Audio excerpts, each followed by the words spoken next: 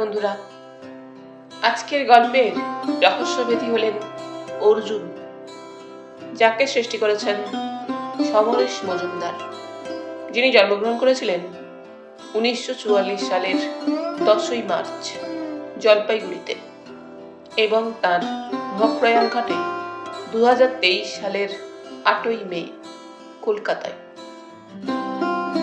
আজ আমি গল্পটি সংগ্রহ করেছি অর্জুন সমগ্র চতুর্থ খণ্ড থেকে, যে বইটি প্রকাশনার দায়িত্বে ছিলেন আনন্দ পাবলিশার্স। এদের সকলের প্রতি আন্তরিকভাবে কৃতজ্ঞতা নিবেদন করে শুরু করছি আজকের গল্প সমন নন্দন যম নন্দন। আজ থাকলো প্রথম পর্ব।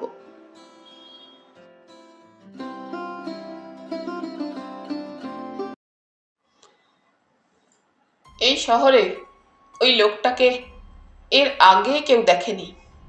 লম্বা নির্মেদ শরীর, মুখে কাঁচা পাকা দাড়ি, চুল কাঁধ পর্যন্ত নেমে এসেছে, কপালের লাল পট্টি শক্ত করে বাঁধা, কাঁধে একটা গেরুয়া ঝোলা, পরনে লুঙ্গি এবং তালি দেওয়া আলখাল্লা। লোকটির হাতে একটি একতারা তুলে দিলে বাউল বলে ভাবতে অসুবিধা হয় না।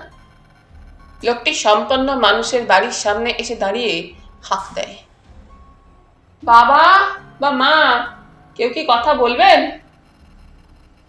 ঠিক ভিক্ষে চাওয়ার গলা না বলে লোক অবাক হয়। গৃহকর্তা দরজা খোলেন। কি চাই ভাই? নমস্কার, আপনি কি আপনার পরলোকগত আত্মীয় স্বজন বা বন্ধুর সঙ্গে কথা বলতে চান? খুব সবিনয়ে প্রশ্নটি করে লোকটি। গৃহকর্তা হকচকিয়ে যান। এরকম প্রস্তাব জীবনে তিনি শোনেননি। তারপরেই তার মনে হয় লোকটি রসিকতা করছে, নয় পাগল। তিনি ধমক দেন, বাড়ি বয়ে এসে ফাজলামি করা হচ্ছে? না বাবা, আমি অত্যন্ত দায়িত্ব নিয়ে কথা বলছি। আপনার যারা প্রিয় মানুষ ছিলেন, একদা যাদের সঙ্গ পেয়েছেন, তারা কে কেমন আছেন যদি জানতে চান, তাহলে আমি আপনাকে সাহায্য করতে পারি। অবশ্য আপনার আগ্রহ না থাকলে। লোকটি হাসল। এই সময় গৃহকর্ত্রীর গলা পাওয়া গেল। কি বলছে? পাগল, বলছে মৃত মানুষদের সঙ্গে কথা বলিয়ে দেবে। যা, তাহলে আর শুনছো কি? অনেক রকম হকার দেখেছি, কিন্তু ভূত প্রেতের সঙ্গে কথা বলাতে কেউ এর আগে এসেছে বলে শুনিনি। তারপর গলা তুলে বললেন, যাও ভাই, অন্য জায়গায় দেখো, এখানে হবে না। দরজা বন্ধ করে দিলেন ভদ্রলোক। কিন্তু রায়কত পাড়ার চৌধুরী বাবু প্রস্তাবটা শুনে চোখ পিটপিট করলেন। তার বয়স এখন 72। রক্তে চিনির পরিমাণ বিশ্রী রকমের বেড়ে গেছে। নারীর গতি স্বাভাবিক নয়। প্রেসার ভালো রকমের খারাপ। তারপর দুটো পা ফুলেছে। 24 ঘন্টা ওষুধের ওপর থাকতে হচ্ছে। বাইরে বের হওয়া নিষেধ। পৃথিবীর সুখাদ্যগুলো তার আওতার বাইরে। কেবল সকালবেলায় বাড়ির সামনের বাগানে মিনিট 10 হাঁটতে পারেন। কাজের লোক সঙ্গে থাকে। লোহার গেটের বাইরে ওই পোশাকের লোকটিকে দেখে মনে করেছিলেন বাউল বেশি কোনো লোক গান শুনিয়ে টাকা নিতে চাইছে। প্রস্তাবটা শুনে হকচকিয়ে গেলেন। তার মনে হলো পৃথিবীতে তিনি আর বেশি দিন নেই। বাপ ঠাকুরদা যেখানে চলে গেছেন, সেখানে তাকেও যেতে হবে। স্ত্রী গত হয়েছেন তার 50 বছর বয়সে। 2 মেয়েকে তার কাছে রেখেন। তাদের বিয়ে থা দিয়েছেন তিনি। লোকটি যদি ফেরের বাজ না হয়, তখন যেখানে যেতেই হবে সেখানকার সম্পর্কে খোঁজ খবর নেওয়া যেতেই পারে। তিনি ভৃত্যকে গেট খুলতে বললেন। লোকটি বাগানে ঢুকে হাত জোর করল। নমস্কার। চৌধুরীবাবু জিজ্ঞেস করলেন, কোথায় থাকা হয়? যত্রতত্র। তার মানে কোনো নির্দিষ্ট ঠিকানা নেই? না বাবা, সংসার ছেড়ে সন্ন্যাসী হতে চেয়েছিলাম, তা সবার তো সব সয় না। নাম কি? সমন নন্দন। এরকম নাম তো জীবনে শুনিনি। কি করব বলুন? আমার গুরুদেব দিয়েছেন। তিনি কোথায়? গুরুদেব দেহ রেখেছেন। মানস সরোবরের হিম জলে শায়িত আছে সেই দেহ। মানস সরোবর? বাহ, সেখানে যাওয়া হয়েছিল নাকি? হ্যাঁ বাবা, তারই তীরে ছিল গুরুদেবের গুহা। দীর্ঘ 12 বছর সেখানে থেকে তার পদসেবা করেছি। সমনন্দন? হ্যাঁ বাবা। সমন মানে তো চৌধুরী বাবু তাকালেন। সমন শব্দের মানে তো জম। আপনি বিদ্বান ব্যক্তি, বাস্তব জগৎ সম্পর্কে অনেক কিছু জানেন। তা কি বলা হচ্ছিল যেন? আপনার প্রিয়জনেরা যারা এই পৃথিবীর মায়া ছেড়ে চলে গিয়েছেন, তাদের সম্পর্কে যদি আগ্রহ থাকে তাহলে আমি যোগাযোগের ব্যবস্থা করে দিতে পারি। কি করে? মনোসংযোগের মাধ্যমে। শুনেছি আলোর থেকে শব্দের গতি বেশি, কিন্তু সবকিছুর থেকে মনের গতি অনেক বেশি। ভাবা মাত্রই আপনার মন যে কোনো জায়গায় চলে যেতে পারে। সাধারণ মানুষ এই পৃথিবীতে মানুষ ভ্রমণ করতে পারে। গুরুদেবের কৃপায় আমি আপনাকে ইহলোক থেকে পরলোকে নিয়ে যেতে পারবো না, কিন্তু পরলোকের মানুষকে ইহলোকে আপনার কাছে এনে দিতে পারি। সুন্দর হাসি হাসলো সমনন্দন। একটু বাড়াবাড়ি হয়ে যাচ্ছে না? আমার বিশ্বাস থেকে কথা বলছি বাবা। ভূত প্রেত যে শুধু গপ্পে বেঁচে আছে তা আজকালকার ছেলেমেয়েরা মানতেই চায় না।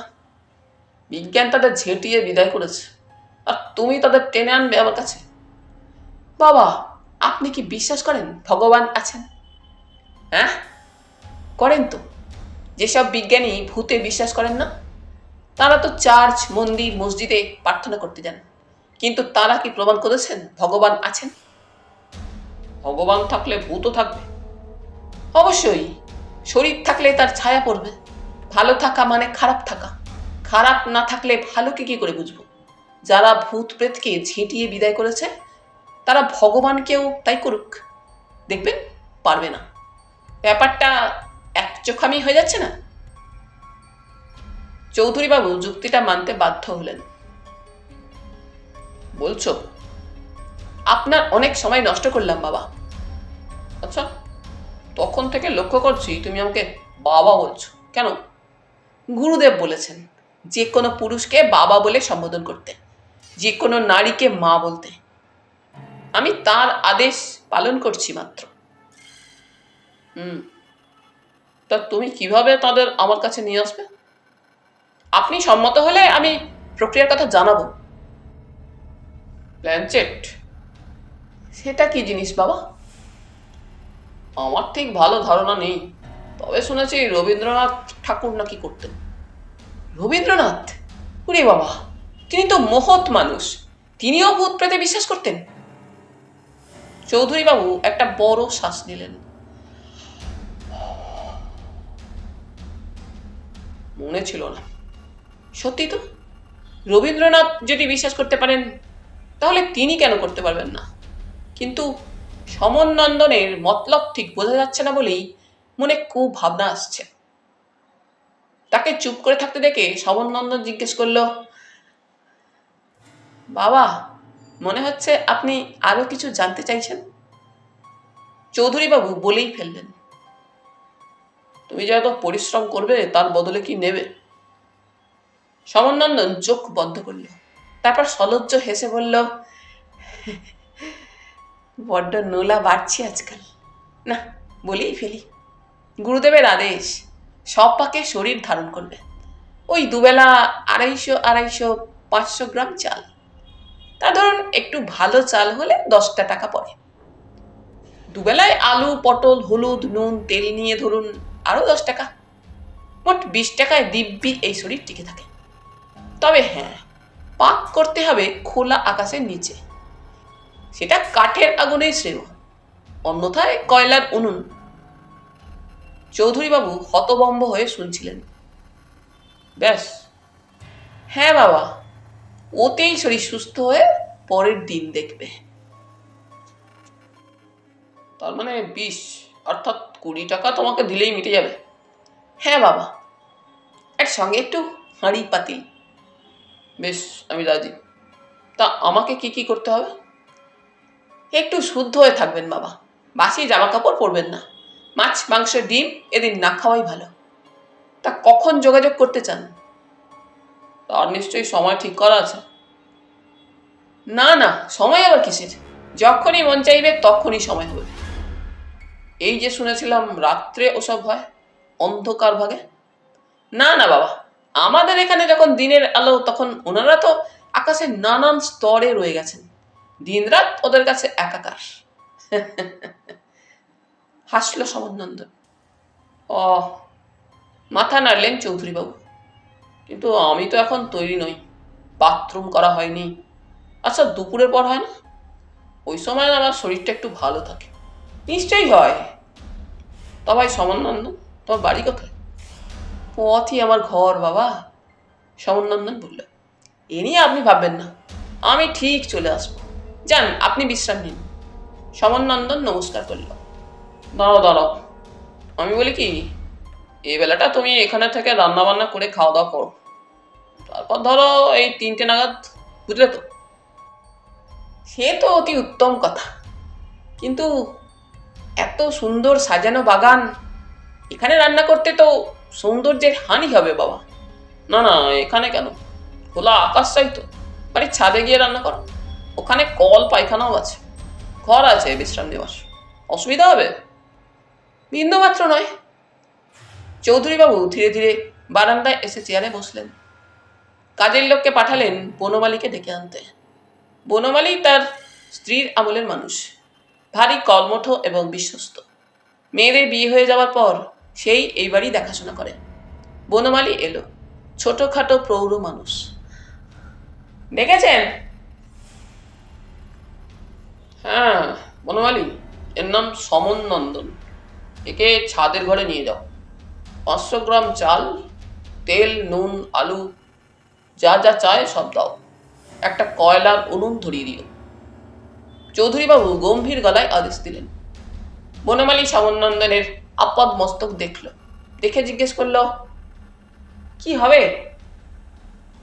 কি হবে মানে? চাল ডাল দিয়ে মানুষ কি করে? বাড়িতে তো একটা বিরাট রান্নাঘর আছে, ঠাকুরকে বললেই তো হয়। বনমালী বলল। তিনি ঠাকুরের হাতে রান্না খাবেন না। বনমালী আবার সমনন্দনের দিকে তাকালো, তারপর জিজ্ঞেস করল, কি নাম বললেন? সমনন্দন বাবা। জবাবটা সমনন্দনই দিল। এরকম নাম তো বাপের জন্মে শুনিনি। আসুন। উত্তেজনায় ঠিক মতো পা পড়ছিল না চৌধুরী মশাইয়ের। বাথরুম থেকে বেরিয়ে একটু টাল খেয়ে শোয়ার ঘরের টেবিলের সামনে চলে এলেন। সমনন্দন যদি গুলবাজ না হয়, তাহলে তার অনেক দিনের একটা কৌতূহলের আজ নিবৃত্তি হবে। আয়নার সামনে বসে চুলে চিরুনি বোলালেন, তারপর খানিকক্ষণ তাকিয়ে থাকলেন। আয়না, এ কে? তিনি।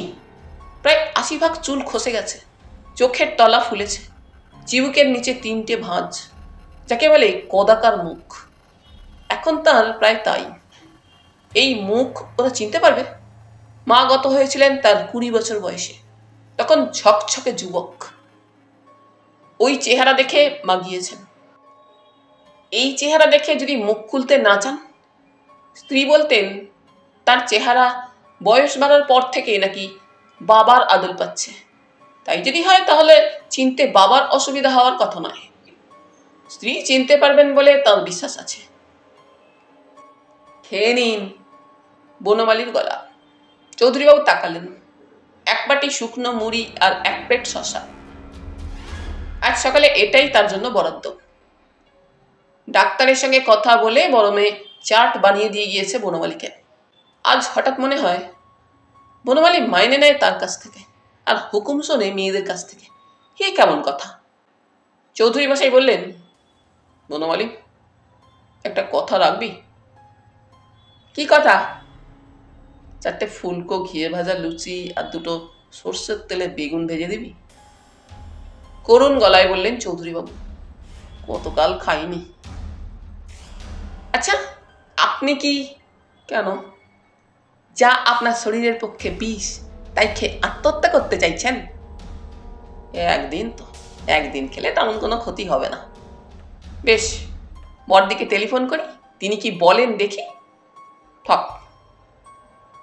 একটা কথা জিজ্ঞেস করবো বাবু? বলো। লোকটা কে? ও ও ও একজন সাধু। কিরকম সাধু? খুব বড়, ভগবানের সঙ্গে কথা বলে। আমি কিন্তু ছাদের দরজায় শেকল দিয়ে এসেছি। হ্যাঁ, কেন? যদি চোর ডাকাত হয়, দিনকাল খারাপ, কিছু বলা যায় না। টের পাবে না তো? না না। অগত্যা মুড়িতে হাত দিলেন তিনি। বনমালী মুড়ি কেনে দেখে শুনে, যাতে একটুও নোনতা না হয়। কি বিস্বাদ! হঠাৎ মনে হলো আত্মারা তো তার শরীরের রোগ দূর করে দিতে পারে। ব্যাপারটা ভাবতেই বেশ রোমাঞ্চ লাগলো। মুড়ি চিবোতে চিবোতে চোখ বন্ধ করলেন তিনি। কাদের ডাকবেন? খুব ছেলেবেলায় ঠাকুরদাকে দেখেছিলেন, তার হাত ধরেই বিকেলে বেড়াতে নিয়ে যেতেন। তারপর বাবা, মা, স্ত্রী, বিনয়। বিনয়ের কথা খুব মনে পড়ে। তার বন্ধু বিনয় ছিল সংসারে প্রায় সন্ন্যাসী। কারো সঙ্গে ওর বিবাদ ছিল না। সেই বিনয় এক রাত্রে তার কাছে এসে একটা সুটকেস দিয়ে বলল, এটা তোমার কাছে রেখে দাও, হিমালয়ে যাচ্ছি, ফিরে এসে নেব। কোনো প্রশ্ন করেননি তিনি। 25 বছর হয়ে গেল বিনয় ফিরে আসেনি। 5 বছরের মাথায় সুটকেস খুলেছিলেন তিনি। 10 আর 100 টাকার নোটে ঠিক 1.5 লক্ষ টাকা ছিল তাতে। বিনয় ভাইপোরা ছিল। তারা কাকার কোনো খবর পায়নি। শেষবার তার কথা মনে হয়েছিল একটা খবর পড়ে, কুম্ভ মেলায় বাঙালি সাধুর মৃত্যু। বর্ণনা পড়ে মনে হয়েছিল এ বিনয়। আর খোঁজ নেওয়া হয়নি। বিনয় যদি মৃত হয় তাহলে তার সঙ্গে কথা বলা দরকার। সেই 1.5 লক্ষ টাকা কবে ফুট করাই হয়ে গিয়েছে। কিন্তু বিনয় যদি কাউকে দিতে বলে তাহলে ব্যাংক থেকে তুলে স্বচ্ছন্দে দিয়ে দিতে পারেন। পরের টাকা ভোগ করার জন্য মনে বেশ খুঁতখুঁতুনি আছে। কাউকে বলাও হয়নি এই কথা। বিনয়কে যদি লোকটা এনে দিতে পারে তাহলে তাকে জিজ্ঞেস করতে হবে ওই টাকা কাকে দিতে হবে। 11টার কিছু আগে বনমালী এসে জানালো, ছাদে উনুন ধরেছে। তাই সপাক আহার।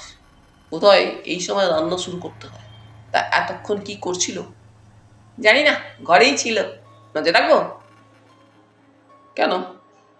বাইরের লোক। বড়দি বললেন এমনি করেই বাড়িতে চোর ডাকাত ঢোকে। এর মধ্যেই বড়কে ফোন করা হয়ে গেছে। তোর আক্কেল বলে কি কিছু নেই? বড়দির হুকুম, দিনে 3 বার ফোন করতে হবে।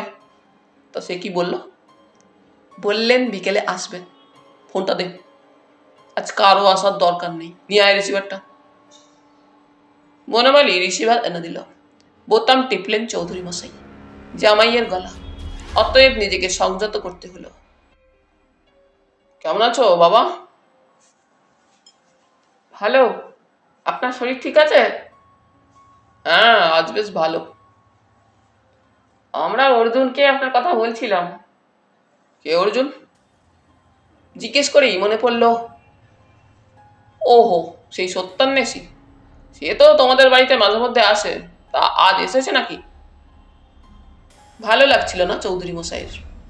হ্যাঁ, আপনার মেয়ে কথা বলবে। জামাইয়ের পরে মেয়ের গলা কানে এলো। বাবা, তোমার কি মাথা খারাপ হয়ে গিয়েছে? একটা ধাপ্পাবাজ উটকো লোককে বাড়ির ছাদে তুলেছ। লোকটা যে ধাপ্পাবাজ তা তোকে কে বললো? নইলে তোমাকে পেতনির সঙ্গে কথা বলিয়ে দেওয়া প্রস্তাব করে। পেতনি? কি যাতা বলছিস? বাহ, সে তো মহিলা। মরে গিয়েও যদি আসে তাহলে তো পেতনি হবে। ছি ছি, নিজের মাকে কেউ পেতনি বলে? তোর কি অবনতি হয়েছে রে? হোক বাবা, তুমিও জানো ভূত, পেতনি, দৈত্য বা রাক্ষস বলে কিছু নেই। বিজ্ঞান এইসব কুসংস্কারকে ঝেঁটিয়ে বিদায় করেছে। অথচ ওই লোকটা বিকট সাজগোজ করে তাদের হয়ে হকারি করতে এলো। মতলবটা তো বোঝাই যাচ্ছে, ওকে বিদায় করো। মেয়ে বলল, কি করে করব? ও যে এখন রান্না শুরু করেছে, একেবারে সেদ্ধ। অভুক্ত মানুষকে বিদায় করা যায় না। আর এসব নিয়ে তোমরা চিন্তা করো না। কিন্তু একবার দেখতে যাবো ভাবছি। দেখতে আসবে? হ্যাঁ, তোমার জামাইয়ের আগ্রহ নেই, আমি অর্জুনকে নিয়ে যাব। আশ্চর্য, নিজে আসতে চাইছো, এসো। আবার অর্জুনকে আনার কি দরকার? ও বলছিল ওর কি সব দরকার আছে। বড় মেয়ে বলল। কার সঙ্গে? ভূতেদের সঙ্গে। বনমালীর ওপর খুব রেগে গিয়েছিলেন। আবার বনমালী ছাড়াও চলে না। বুকের অসুখের জন্য তার 4 তলা দূরের কথা, 3 তলাতেও ওঠা নিষেধ। সেখানে কি হচ্ছে না হচ্ছে তার খবর তিনি পান বনমালীর মুখে। বনমালী মিথ্যে বললে সেটাই বিশ্বাস করতে হয়। তাছাড়া তার কখন কি লাগবে সেটা বনমালীর মুখস্থ, ঠিক খেয়াল রাখে। অতএব বেলা 12টার সময় তিনি দোতলার খাওয়ার টেবিলে এসে বসতেই খাবার নিয়ে এলো বনমালী। ওপরে খাওয়া শুরু হয়ে গেছে। ঠিক দেখেছিস তো? কেন? আহা, অতিথি অভুক্ত থাকলে আমার কি অন্ন গ্রহণ করা উচিত? 1 পো চালের ভাত, ফুলে ফেপে পাহাড়, সব তৈরি করে নিয়ে গেল ঘরের মধ্যে। সেখানেই ছায়ায় বসে তৃপ্তি করে খাবে। বনমালী বলল, খাক খাক। নিজের খাবারে মন দিলেন চৌধুরীবাবু। সেই জল টলটলে ডাল, উচ্ছে সেদ্ধ, আলু ছাড়া একটা তরকারি আর মাছের স্টু, সঙ্গে 3টি হাত রুটি। এই খেয়ে পৃথিবীতে থাকতে হবে তাকে। একটু বাড়তি কিছু চাইলে পাবেন না। মাঝে মাঝে মনে হয় বাইরের কোনো রেস্টুরেন্টে গিয়ে স্বাদ মিটিয়ে খেয়ে এলে হয়, কিন্তু সাহস পান না। খাওয়া দাওয়ার পর ওষুধ খেয়ে বিছানায় এলেন তিনি। চোখ বন্ধ করে ভাবতে চেষ্টা করলেন। ওহ, কত লোক যে এর মধ্যে মরে গেছে। ঝন্টু খুব ভালো সেন্টার ফরওয়ার্ড ছিল স্কুলে, রোজ গোল করত। ইন্টার স্কুল খেলতে গিয়ে পেনাল্টি বক্সে ঢুকে হেড করার সময় পড়ে গেল, আর উঠল না। স্কুলের সবাই ওর মৃতদেহ নিয়ে মিছিল করে শ্মশানে গিয়েছিল। সমনন্দন কি সেই ঝন্টুকে ডেকে দিতে পারবে? ঝন্টু এলে বলতে পারত। বিপক্ষ দলের মারকুটে ব্যাগ লুকিয়ে কোনই চালিয়েছিল কিনা। হঠাৎ ঝন্টুর জন্যে তার কষ্ট হলো, অথচ 50 বছরের বেশি ছেলেটাকে তার মনেই পড়েনি। একটু তন্দ্রা এসেছিল। বনমালী ঘুম ভাঙালো। বিজয়, আমার কিছু চাই না। ভূতের ছেলে আপনাকে খুঁজছে। ভূতের ছেলে? বড়দি বলল সমনন্দন মানে ভূতের ছেলে। ও, এই কথাটাও বলে দেওয়া হয়েছে। আরে, তোর পেটে কি কিছুই চাপা থাকে না? মা বলেছিলেন। চুপ কর।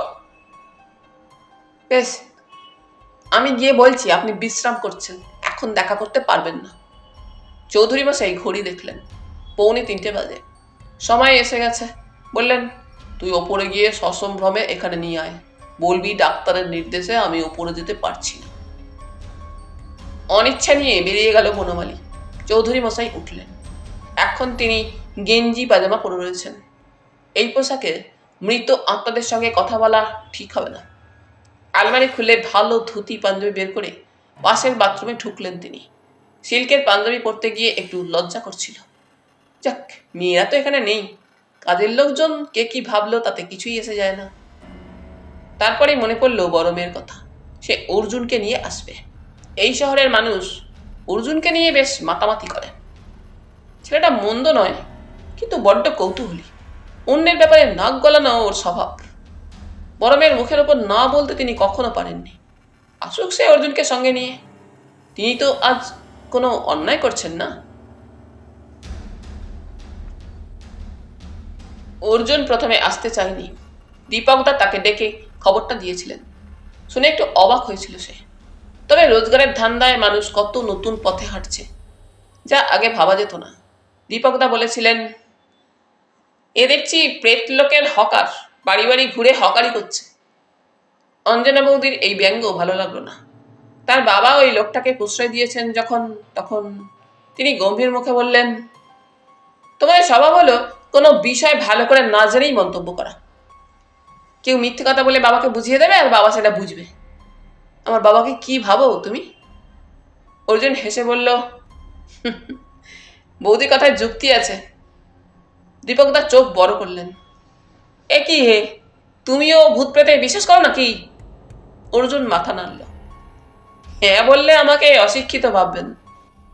ভূত আছে এমন কোনো প্রমাণ এখনো পাইনি, আবার ভূত নেই এটাও কেউ প্রমাণ করতে পারেনি।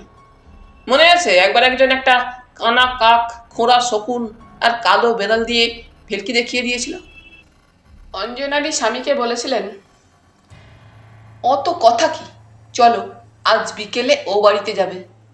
অসম্ভব, আজ বিন্নাগুড়ি থেকে বিপিনবাবু আসবেন, তুমি ঘুরে এসো।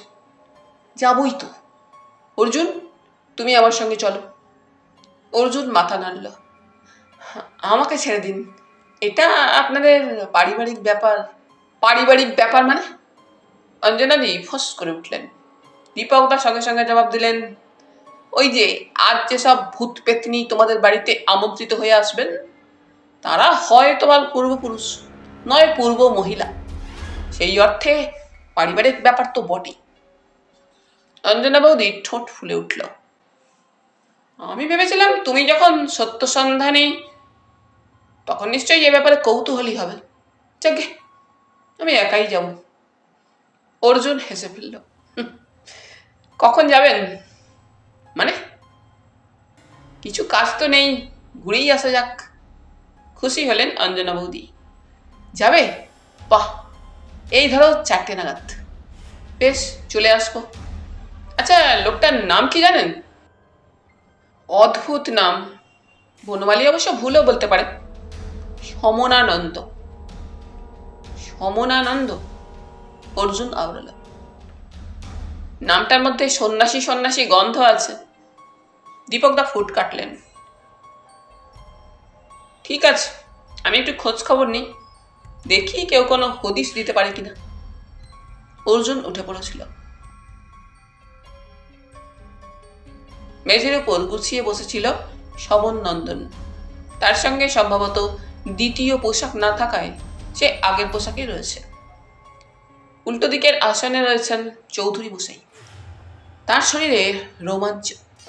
শবননন্দন জিজ্ঞেস করল, যার সঙ্গে কথা বলতে চান তার ছবি সঙ্গে এনেছেন? পাশে রাখা অ্যালবাম তুলে ধরলেন চৌধুরী মশাই। এতে আছে।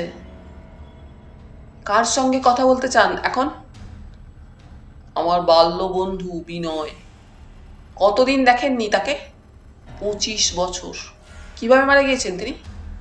আমি ঠিক জানি না, তবে শুনেছি কুম্ভ মেলার মৃত্যু হয়েছিল। তখন তিনি সাধু হয়ে গিয়েছিলেন। স্বাভাবিক মৃত্যু না অপঘাতে মৃত্যু, আমি ঠিক জানি না। ওর ছবি আপনার কাছে আছে? ওর একার নেই, ছবিতে আমিও আছি। বেশ, সেটাই বের করুন। চৌধুরী মশাই অ্যালবাম খুলে ছবি বের করলেন। সাদা কালো ছবি হলদেটে হয়ে গেছে। দুজন তরুণ পাশাপাশি দাঁড়িয়ে। নিজের ছবি দেখে তার বেশ ভালো লাগলো। তখন খুব স্মার্ট ছিলেন, যদিও এখন তিনি যা হয়েছেন তাতে ছবির সঙ্গে মিল খুঁজে পাওয়া সম্ভব নয়। এই যে, এটা আমি, আর এইটে বিনয়। সমনন্দন বিনয়ের ছবি দেখল, তারপর সেটা নিচে রেখে তার ঝুলিতে হাত দিল। ঘরের সবকটা দরজা বন্ধ, জানালা খোলা। চৌধুরী মশাই দেখলেন একটা জুতোর বাক্সের সামান থার্মোকলের বাক্স বের করলো সমনন্দন। সেটাকে সামনে রেখে সে বলল, আমাদের মাথার ওপর আকাশটা এখন আর মুক্ত নেই, কথা নিশ্চয়ই জানেন। মুক্ত নেই মানে? চোখে দেখা যায় না, কিন্তু সমস্ত আকাশে জাল বিছিয়ে দিয়েছে বিজ্ঞান। সেই জাল ভেদ করে মাটিতে নেমে আসতে খুব অসুবিধা হয় তাদের। তোমার কথা আমার বোধগম্য হচ্ছে না। সমনন্দন জবাব দেওয়ার আগে বাইরে গাড়ির শব্দ হলো। চৌধুরী মশাই বলে ফেললেন, এই রে, এসে গেছে। কে? সমনন্দন জিজ্ঞেস করল। আমার বড় মেয়ে, খুব কড়া ধাতের, আমাকে প্রচন্ড শাসন করে। তিনি হয়তো তার মায়ের সঙ্গে কথা বলতে চাইবেন। তোমার মুন্ডু, জামাইটা ঘোর নাস্তিক, তার প্রভাব তো মেয়ের ওপর পড়েছে। ভূত প্রেতে বিন্দু মাত্র বিশ্বাস নেই। শোনো, তোমাকে যদি 2-1 কটু কথা বলে কিছু মনে করো না। যদি চলে যেতে বলেন, যেও, তবে বেশি দূরে নয়, কাছাকাছি খাপটি মেরে থেকো। মেয়ে তো বেশিক্ষণ থাকবে না, ওরা চলে গেলেই ফিরে এসো। চৌধুরী মশাই মাথা নাড়লেন। এ তো প্রবঞ্চনা। গুরুদেব এটা করতে আমাকে শেখাননি। অপমানিত হয়ে বেরিয়ে গেলে অগস্ত্য যাত্রা করাই আমাদের নিয়ম। সমনন্দন বলল, অগস্ত্য যাত্রা? মহামণি অগস্ত্য সেই যে গিয়েছিলেন আর ফিরে আসেননি। সমনন্দনের কথার মধ্যেই বড় মেয়ে অঞ্জনার গলা পাওয়া গেল। বাবা, বাবা গো, তুমি কোথায় গেলে? বনমালিকা, বাবা কোথায়? চৌধুরী মশাই চাপা গলায় বললেন, তোমাকে অগস্ত্য যাত্রা করতে হবে না, খারাপ লাগলে ছাদের ঘরে চলে যেও। দরজা ভেতর থেকে বন্ধ ছিল। চৌধুরী মশাই উঠে সেটা খুললেন। আয় মা, জামাই কোথায়? তোমার কি কিছু মনে থাকে না? টেলিফোনে বললাম না? ও হ্যাঁ, আয় ঘরে আয়। অঞ্জনা ঘরে ঢুকতেই সমনন্দন মুখ তুলে তাকালো। চৌধুরী মশাই দেখলেন দুজনের চোখ পরস্পরকে দেখছে, নজর সরাচ্ছে না কেউ, যেন সাপে আর বেজিতে লড়াইয়ের আগে মুখোমুখি। শেষ পর্যন্ত অঞ্জনার গলা থেকে হালকা শব্দ বের হলো, ইনি? তুই চিনিস না, এখানে থাকিস না, চিনবি কি করে? ও সমনন্দন। বলা মাত্র সমনন্দন হাত জোর করল।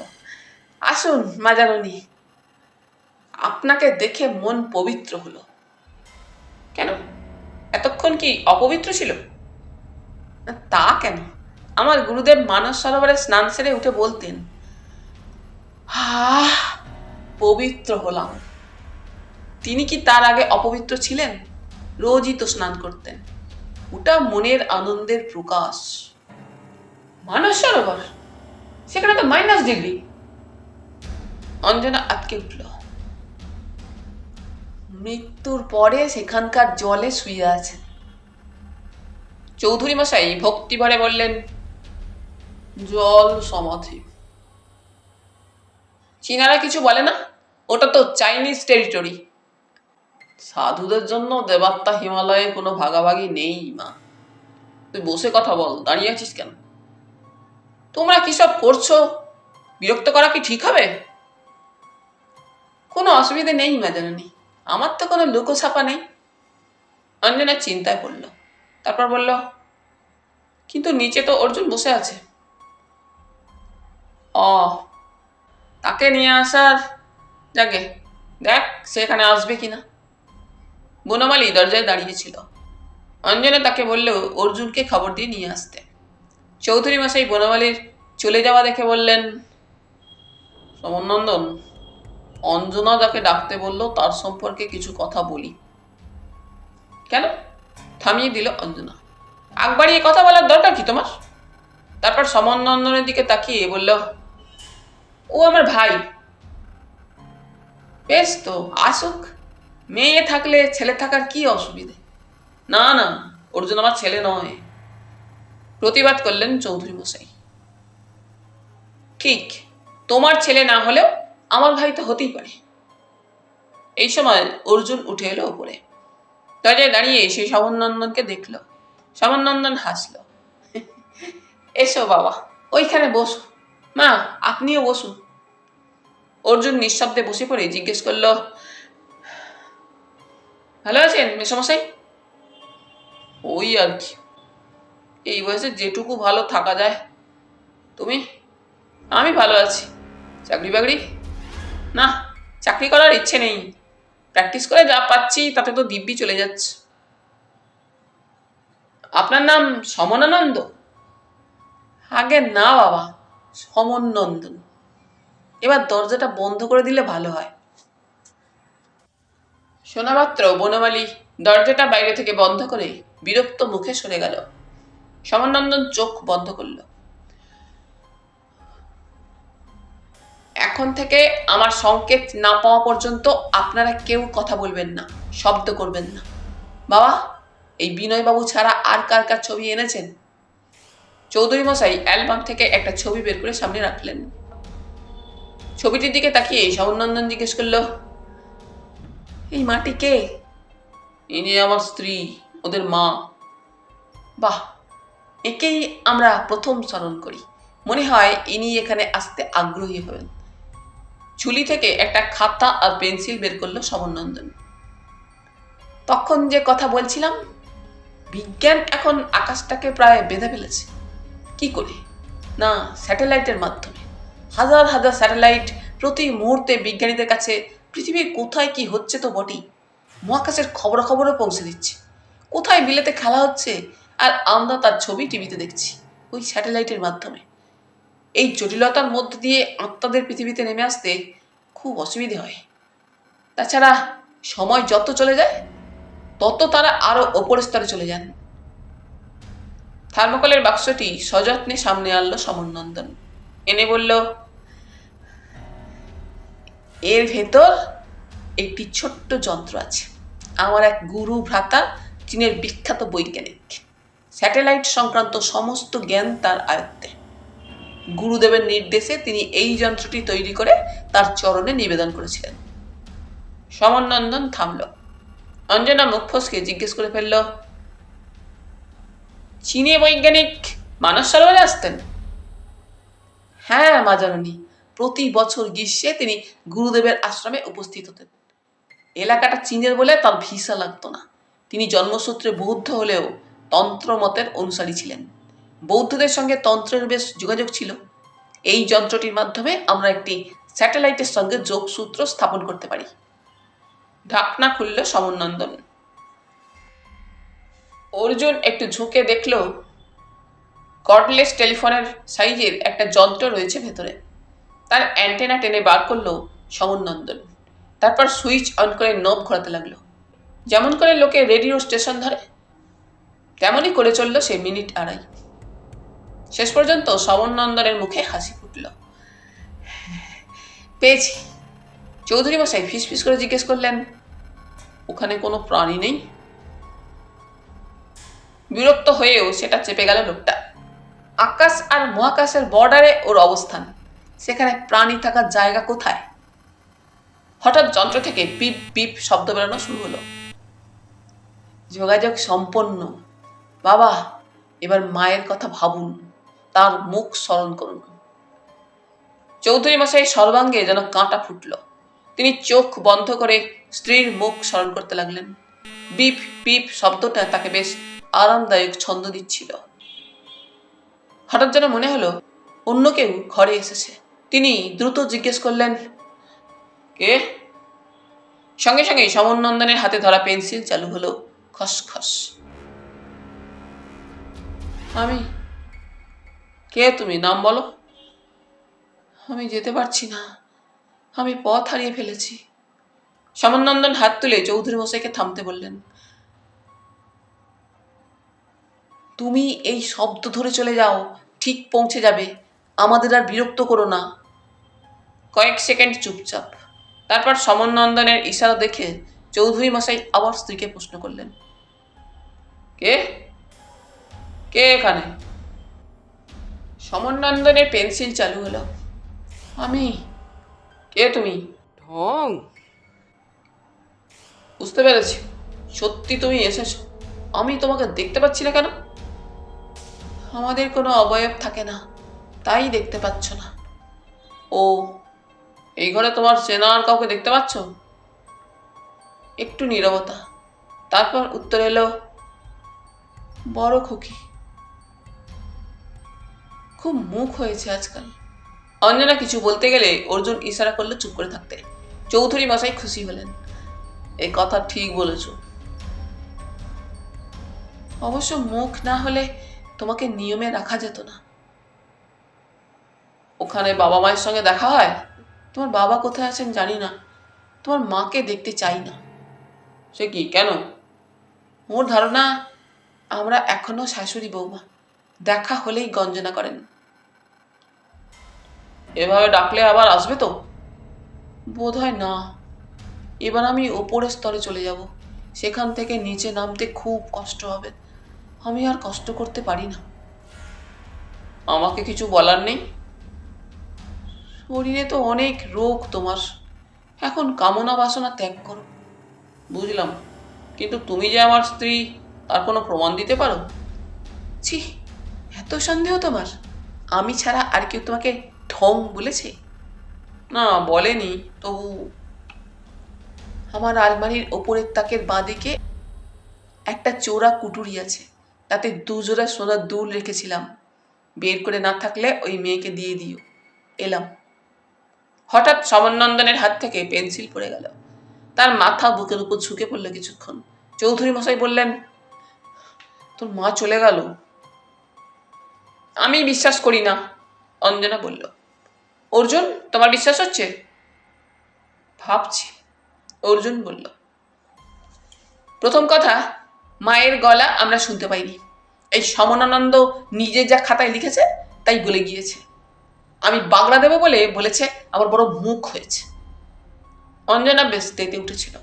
সমনন্দন ক্রমশ সোজা হলো। যন্ত্রটা শব্দ করেই চলছিল। হাত বাড়িয়ে সেটা বন্ধ করলো। তারপর খাতাটা চৌধুরী মশাইয়ের দিকে বাড়িয়ে দিল। চৌধুরী মশাই সাগ্রহে সেটা টেনে নিয়ে পড়তে থাকলেন। কয়েক লাইন পড়ার পর তিনি চেঁচিয়ে উঠলেন, এ কি, এ তো তোর মায়ের হাতের লেখা, হুবহু এক। বাহ, লিখলেন তো উনি, মা লেখেননি। অঞ্জনা প্রতিবাদ করল, তার লেখা আমি হলপ করে বলতে পারি। চৌধুরী মশাই উত্তেজিত। তাহলে ইনি মায়ের হাতের লেখা জোগাড় করে লেখা প্র্যাকটিস করে এসেছেন। এই বিজ্ঞানের জগতে এসব কথা বললে লোকে হাসবে বাবা।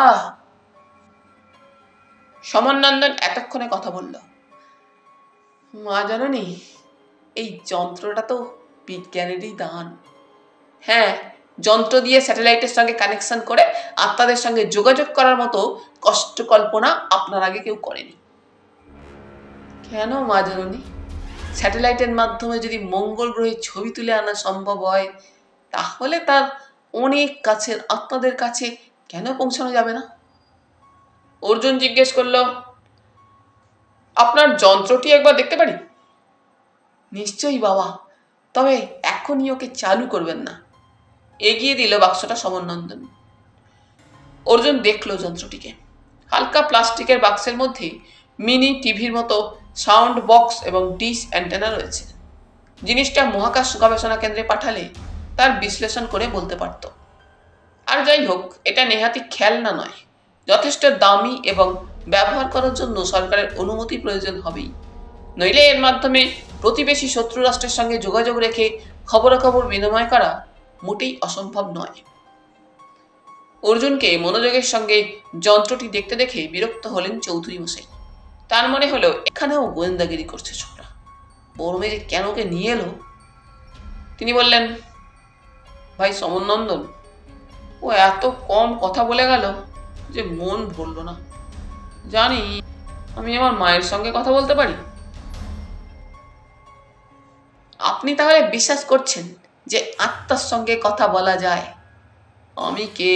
আমি তো ছাড়। স্বয়ং বিশ্বকবি রবীন্দ্রনাথ ঠাকুর প্ল্যানচেটে বসতেন, তার সঙ্গে কথা বলতে মৃত আত্মীয়রা আসতেন। তুমি কি এ কথা জানো অর্জুন? প্রশ্নটার মধ্যে একটু ঠেস দিলেন চৌধুরী মশাই। হ্যাঁ, আমি পড়েছি। যন্ত্রটা ফিরিয়ে দিয়ে সে জিজ্ঞেস করল, মাসিমার আলমারি এখন কি অবস্থায় আছে? অঞ্জনা বলল, যেমন ছিল তেমনই পড়ে আছে, আমরা কোনো জিনিস নিইনি। আপনি খুলেছিলেন? অর্জুন জিজ্ঞেস করল। না, তিনি বেঁচে থাকতেই খুলিনি, মারা যাওয়ার পর খোলার ইচ্ছে হয়নি। তাহলে অঞ্জনাদি, একবার দেখে আসতে পারো, তোর মা এসে যা বলে গেলেন তা সঠিক কিনা। ওখানে দুল থাকলে তা এর পক্ষে জানা সম্ভব নয়, অর্জুন বলল। অঞ্জনা জিজ্ঞেস করল, মায়ের আলমারির চাবি কোথায় আছে? যেখানে থাকে, চৌধুরী মশাই বললেন। অঞ্জনা অনিচ্ছা সত্ত্বে উঠে দরজা খুলে বেরিয়ে গেল। চৌধুরী মশাই বললেন, তাহলে? না, এই তো হয়ে গেল। আমি বলেছিলাম কথা বলিয়ে দেব, দিয়েছি। আহা, তুমি রাগ করছো কেন? আমার তো অনেকের সঙ্গে কথা বলা দরকার। না বাবা মশাই, অবিশ্বাসী আর প্রতিকূল আবহাওয়ায় ওদের আসতে খুব অসুবিধা হয়। তাছাড়া ওদের যাওয়া আসার কারণে আমার শরীর মনে খুব চাপ পড়ে।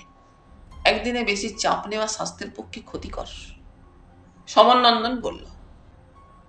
তাহলে অবশ্য এই কথা কিন্তু তুমি আগে বলনি। বেশ, দ্বিতীয় জনের কথা ভাবুন। তিনি এলে বেশিক্ষণ ধরে রাখবেন না, আর চলে যাওয়ার পর আমার সঙ্গে কথা বলবেন না। আপনারা আমাকে এই ঘরে একা রেখে চলে যাবেন। আমার আচ্ছন্ন ভাব কাটতে অনেক সময় লাগবে, সমনন্দন বলল। তাহলে শুরু করি। আমি আমার মায়ের কথা ভাবছি। ছবিটার দিকে তাকিয়ে চোখ বন্ধ করলেন চৌধুরী মশাই। সুইচ অন করে যন্ত্রের নব ঘোরাতে লাগলো সমনন্দন। কিছুক্ষণ বাদে বিপ বিপ শব্দ শুরু হলো। চৌধুরী মশাইয়ের মনে হলো কেউ এসেছেন। তিনি ব্যাকুল গলায় জিজ্ঞেস করলেন, কে কে এসেছো? তোর বউ তো এখানে এসেছিল, আগে বউকে ডাকলি? মা মা তুমি এসেছো? চৌধুরী মশাই একেবারে ছেলে মানুষ হয়ে গেলেন। তা কি বলে গেল সে? কিছুই তেমন বলেনি, আর হয়তো আসতে পারবে না। তা আসবে কেন? ওপরে ওঠার জন্য ছটফট করছে, আমার নিন্দে করেনি?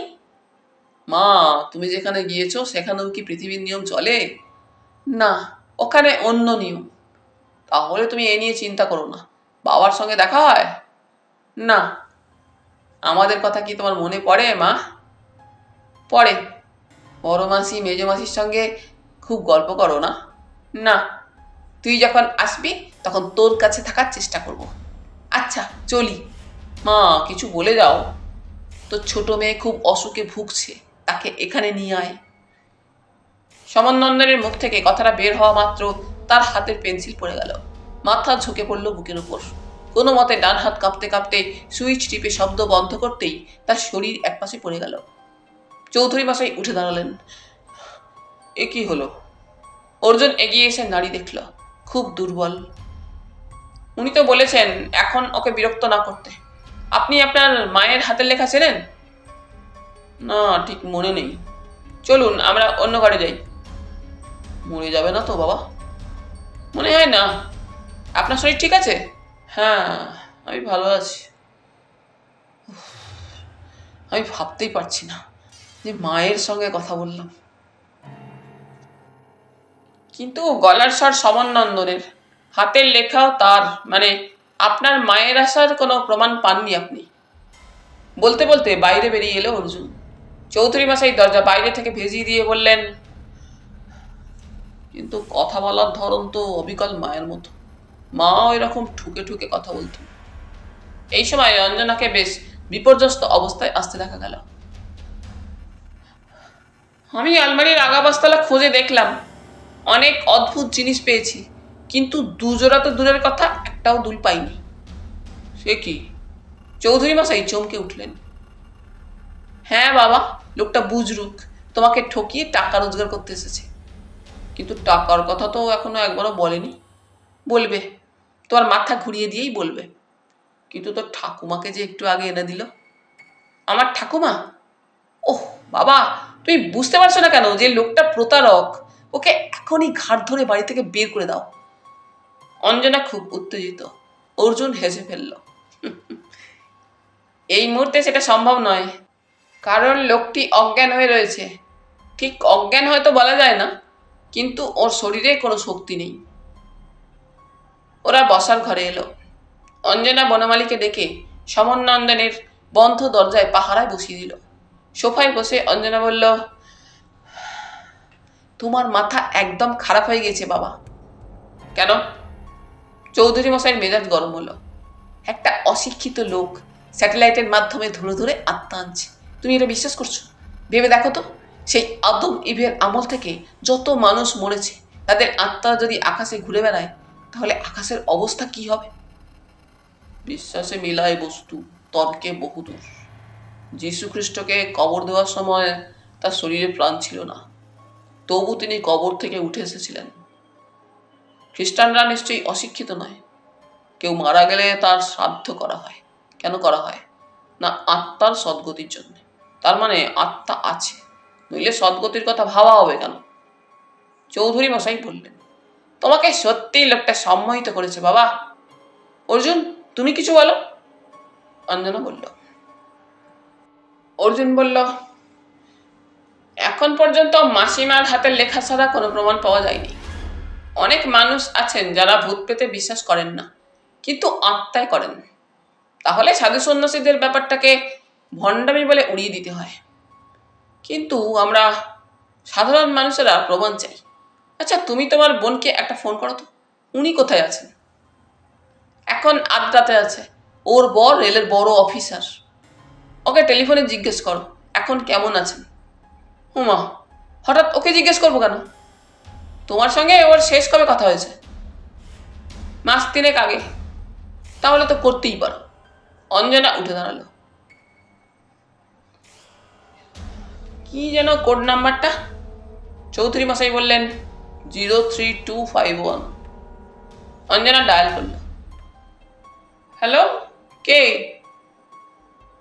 রঞ্জনা আছে? ও, ওকে ফোনটা দাও। একটু চুপচাপ। তারপর, কিরে, এই অসময়ে শুয়ে আছিস? হ্যাঁ, কবে থেকে? আমাদের জানাসনি কেন? চৌধুরী মশাই উদ্বিগ্ন হয়ে জিজ্ঞেস করলেন, কি হয়েছে? ওর জন্ডিস হয়েছে। অঞ্জনা রিসিভার থেকে মুখ সরিয়ে জবাব দিল। দাও, রিসিভারটা আমাকে দাও। হাত বাড়ালেন চৌধুরী মশাই। কর্ডলেস রিসিভারটা এনে দিল অঞ্জনা। চৌধুরী মশাই ব্যস্ত গলায় বললেন, মা, তুমি কেমন আছো এখন? ওহো, তা আমাকে একটা ফোন করবে তো। আরে, আমার শরীর খারাপ মানে কি বিছানায় পড়ে আছি? স্বপন কোথায়? বাড়িতে নেই? ওহো, ওকে বলবে আজ রাতে ট্রেন ধরে তোমাকে নিয়ে যেন চলে আসে। আমি কোনো অজুহাত শুনতে চাই না। সে বাড়িতে ফিরলেই যেন আমাকে ফোন করে। রাখছি। টেলিফোন অফ করে বিড়বিড় করলেন তিনি। আশ্চর্য, বউ অসুস্থ হয়ে পড়ে আছে আর উনি অফিসে গিয়েছেন। অঞ্জনা বলল, চাকরিটা বাঁচাতে হবে তো। অর্জুন চুপচাপ শুনছিল। এবার বলল, সমস্যা বাড়ল। অঞ্জনা জিজ্ঞেস করল, কেন? সমনন্দনের আনা আত্মা বলেছেন যে তোমার বোন অসুস্থ, তাকে নিয়ে আসতে। অর্জুন মাথা নাড়ল।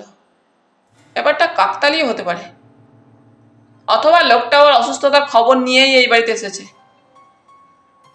হয়তো। বিশ্বমশাই, আপনি মাসিমার আলমারিটা একবার দেখুন তো। অঞ্জনাদির ভুল হতে পারে। অঞ্জনাদি অবাক। কি বলছো তুমি? আমি তন্ন তন্ন করে খুঁজলাম, পেলাম না।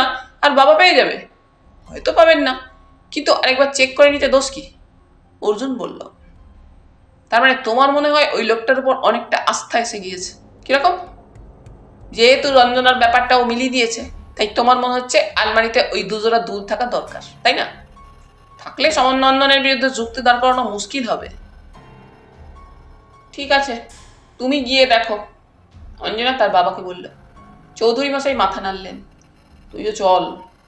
অঞ্জনা বলল, অর্জুন, তাহলে তুমি একটু অপেক্ষা করো। ওরা চলে গেল। সোফায় বসে অর্জুন সামনের দেওয়ালের দিকে তাকাতে একটা বাংলা ক্যালেন্ডার দেখতে পেল। আজকাল কেউ এই ক্যালেন্ডারের দিকে তাকায় না। মা মাসিরা এককালে অমাবস্যা পূর্ণিমা দেখতেন। সে উঠে ক্যালেন্ডারের কাছে গেল। গোল গোল দাগের মধ্যে বিশিষ্ট দিন নির্দিষ্ট করা আছে। একটা দিন প্রেত চতুর্দশী। মানে কি? ওই চতুর্দশীতে ভূতেরা আসা যাওয়া করে নাকি? হিন্দুরা অজান্তেই আত্মা মেনে নিয়েছে, ক্যালেন্ডারেও তাকে জায়গা দিয়েছে। কিন্তু অমল সোমকে সে যদি এসব কথা বলে, তাহলে তিনি যে খুব অবাক হয়ে তাকাবেন তাতে কোনো সন্দেহ নেই। হয়তো বলেই বসবেন, তোমার আর এ বাড়িতে আসবার দরকার নেই। রবীন্দ্রনাথের দোহাই দিয়ে পার পাওয়া যেত না। অলৌকিক বলে কিছু নেই বলে প্রায় আন্দোলন চালাচ্ছেন যারা, তারা তাকে অশিক্ষিত ভাববেন। সেটাই স্বাভাবিক। এই যে আফগানিস্তানে মার্কিন আর ব্রিটিশ সেনাবাহিনী মিলে অজস্র বোমা বর্ষণ করে গেল, তাতে সাধারণ মানুষের সঙ্গে তালিবানরা মারা গিয়েছে প্রচুর। কিন্তু বোমাগুলো নানান ধরনের শক্তিশালী বোমা যখন আকাশ থেকে পড়ছিল, তখন সেখানে যেসব আত্মা ঘুরছিল তারাও ধ্বংস হতে বাধ্য। আফগান মানুষ যে বোমা এড়াতে পারেনি, আফগানি আত্মা তা কি করে এড়াবে? এখন সমন্বন্দন লোকটিকে নিয়ে ভাবা যাক। এই শহরে এরকম মানুষকে কেউ আগে দেখেনি। সে দরজায় দরজায় গিয়ে প্রস্তাব দিয়েছে আত্মার সঙ্গে কথা বলিয়ে দিতে পারে। কেন? এতে ওর লাভ কি? সমনন্দন কোনো টাকা পয়সা চাইনি, শুধু আজকের দিনটার জন্য তাকে আতিথ্য দিয়েছেন চৌধুরী মশাই। এই সামান্য পাওয়ার বিনিময়ে লোকটা এত বড় প্রস্তাব করবে কেন? যদি ওর কথা ভাওতা না হয় তাহলে কেউ করে? আর এই কাজের জন্য লোকটা যে কি পরিমাণে অসুস্থ হয়ে পড়েছে সেটা তো চোখের উপর দেখে এলো। দ্বিতীয়ত, বাড়ি বাড়ি ঘুরে প্রস্তাব দেওয়ার ব্যাপারটা কতটা সত্য, এর আগে কোন বাড়ির মানুষ ওর সাহায্য নিয়েছে তা জানা দরকার। উল্টো দিকে সমনন্দনের পক্ষে চৌধুরী মশাইয়ের বহু আগে মৃত স্ত্রীর হাতের লেখা জোগাড় করে মনে রাখা কি সম্ভব? সেটা না দেখে কি এত লাইন কেউ লিখতে পারে? রঞ্জনার ব্যাপারটা না হয় সে খোঁজখবর নিয়ে আসতে পারে, দ্বন্দ্বটা এখানেই। অবশ্য আলমারিতে দুল পাওয়া যায়নি, এটা অলৌকিকত্বের দাবি নস্যাৎ করার পক্ষে যথেষ্ট। ওরা ফিরে এলেন। বিজয়িনীর মতো অঞ্জনা বলল, নেই।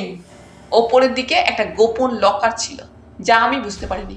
বাবা দেখলো সেখানেও নেই। আমি গোড়া থেকেই বলে আসছি, লোকটা বুজরুক। বাবা, ওকে চলে যেতে বলো। চৌধুরী মশাইয়ের হাতে একটা খাম ছিল, সেটা থেকে একটা ভাঁজ করা পাতা বের করে খুলে বললেন, তোর মা যখন শেষবার বাপের বাড়িতে যায় তখন আমাকে এই চিঠি লিখেছিল। ওর আজকের হাতের লেখার খাম মিলিয়ে দেখ, একটা অক্ষরও আলাদা বলে মনে হবে না। আমার শুধু আর একটা কথা জানার ইচ্ছে আছে, কিন্তু মেসমশাই, এখন ওর শরীরের যা অবস্থা, ওর পক্ষে কিছু করা সম্ভব নয়। তাছাড়া ওই শরীর নিয়ে ওকে বাইরে বের করে দেওয়াও উচিত নয়। আপনার যখন আর একটা প্রশ্নের উত্তর জানার আগ্রহ আছে, তাহলে প্রেত চতুর্দশী পর্যন্ত ওকে এখানে আটকে রাখুন। ভূত চতুর্দশী? অঞ্জনা অবাক। হ্যাঁ, ওই দিন নাকি প্রেত লোকে বেশ হইচই পড়ে যায়। অর্জুন! চিৎকার করে উঠল অঞ্জনা। বলো, তুমি তুমি নিজেকে সত্য সন্ধানী বলো। কি কথা তোমার মুখে! ছি! অর্জুন হাসল। আমাদের কয়েকটা প্রাথমিক উপদেশ মনে রাখতে হয়। কেউ যেমন সন্দেহের ঊর্ধ্বে নয়, তেমনই প্রথম থেকেই কারো সম্পর্কে বিরূপ ধারণা পোষণ করবে না। এই সময় বনমালী এসে ফিসফিস করে জানালো, শুয়ে পড়েছে, একেবারে চিত হয়ে শুয়ে পড়েছে। চৌধুরী মশাই বললেন, ডাক্তারকে একবার টেলিফোন করা উচিত। অর্জুন বলল, আমি একবার দেখে আসতে পারি? নিশ্চয়ই, তোমার কোনটার কোনো কারণ নেই। আচ্ছা, প্রেত চতুর্দশী কবে? ওই তো ক্যালেন্ডার দেখুন, আর দুদিন পরেই। চৌধুরী মশাই ক্যালেন্ডারের দিকে এগিয়ে যেতে অর্জুন অঞ্জনার দিকে তাকালো। ভদ্রমহিলা খুব রেগে গেছেন তার উপর। সে আরেকটু তাতাবার জন্য বললে, তুমি রামকৃষ্ণদেবকে মানো অঞ্জনাদি? আশ্চর্য, বোকা বোকা কথা না এটা। সেই রামকৃষ্ণদেব বিবেকানন্দকে মা কালীর সামনে স্পর্শ করা মাত্রই বিবেকানন্দের শরীরে বিদ্যুৎ তরঙ্গ প্রবাহিত হয়েছিল। এটা কি করে সম্ভব? ঠাকুর দেবতাদের সেই ক্ষমতা ছিল, কার সঙ্গে কার তুলনা করছো? আমি তুলনা করছি না। বিজ্ঞানের কর্তব্য হলো দুটোকেই সমানভাবে বিচার করা। আমাদের ঠাকুর দেবতাদের বিচার করতে বিজ্ঞান এগিয়েছে কিনা তা আমি জানি না।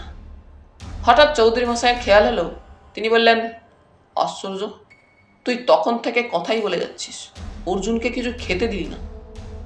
না না, আমার একটু খিদে পাচ্ছে না, আমি আসছি। অর্জুন বনমালীকে ইশারায় চলে যেতে বলেই দরজা খুলে ঘরে ঢুকল। সমনন্দন তখনও পাশ ফিরে শুয়ে আছে, চোখ বন্ধ, নিঃশ্বাস প্রায় স্বাভাবিক। অর্জুন তার পাশে হাঁটু মুড়ে বসল। থার্মোকলের বাক্সে রাখা যন্ত্রটা যদি কোনো বিশেষজ্ঞকে দেখানো যেত। বনমালী তখনও দরজায় দাঁড়িয়ে এদিকে তাকিয়ে আছে। অর্জুন বলল, এক গ্লাস জল এনে দাও। জল এলো। অর্জুন একটু একটু করে সমনন্দনের মুখে ছড়িয়ে দিতে লাগলো। একটু পরেই চোখের পাতা কাঁপতে লাগলো। লোকটার চৈতন্য ফিরে আসছে। শেষ তক চোখ খুলেই উঠে বসলো সে। আমি আমি আপনি আরেকটু শুয়ে থাকুন, আপনি অসুস্থ। হ্যাঁ, মাথাটা। হঠাৎ বনমালী বলল, ছাদের ঘরে গেলে হয়, ওখানেই তো সারা দুপুর ছিল। সঙ্গে সঙ্গে সমনন্দন মাথা নাড়ল। সেই ভালো, খোলা আকাশের নিচে শুলে শরীর ঠিক হয়ে যাবে। আচ্ছা, এখন কটা বাজে? সন্ধে হয়ে গেছে, অর্জুন জবাব দিল। তাহলে কি আর উপরে ওঠা ঠিক হবে? অর্জুন বলল, হবে, কারণ এই বাড়ির কর্তা আরো কিছু জানতে চান। উঠুন, আপনাকে আমরা দুদিকে ধরছি। ওঠার আগে সমনন্দন তার ঝোলায় যন্ত্রটি ঢুকিয়ে নিতে ভুলল না। অঞ্জনা তার বাবাকে দিয়ে প্রতিজ্ঞা করিয়ে নিল যে তিনি তাদের অনুপস্থিতিতে সমনন্দনের মাধ্যমে আত্মার সঙ্গে কথা বলবেন না। লোকটা যখন সত্যি সত্যি অসুস্থ, তখন আজকের রাতটা না হয় ছাদের ঘরে থাক, কাল চলে যেতে হবে ওকে। চৌধুরী মশাই মুখ শুকিয়ে বললেন, কিন্তু গোটা রাত লোকটা না খেয়ে থাকবে? ও তো নিজের হাতে রান্না ছাড়া খায় না। আচ্ছা তো সেটা পারবে না। অঞ্জনা গম্ভীর গলায় বলল, একটা রাত না খেলে কোনো মানুষ মারা যায় না। তাহলে বন্ধুরা, আজ এই পর্যন্তই।